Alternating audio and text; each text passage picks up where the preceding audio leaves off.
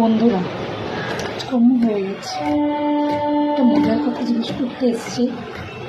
Honestly বলো, কে কে আমাকে পছন্দ করে না? তো বলো তো আমি কী করেছি তাদের একটু বুঝতে পারছি না। কিন্তু কে কে আমাকে পছন্দ করে না একটু বলো তো।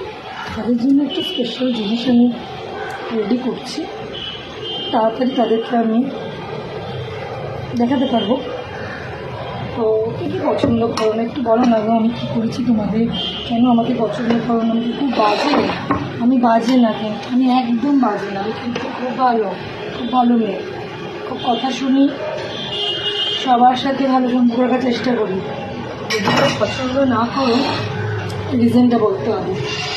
আমি জানি রিজনটা তোমরা কী বলতে চলেছ, তবু একটু তোমাদের মধ্যে শুনি। কী কী পছন্দ করো না একটু প্লিজ বলো না। ঝাল চাটটা বানাচ্ছে, একটু খাবো, তোমাদের তাদেরকে খাইয়ে দেবো। এটা খুব চাট লাগবে। ঝাল লেগেছে বলে আমাকে আরও দুটো কথা শোনাবে।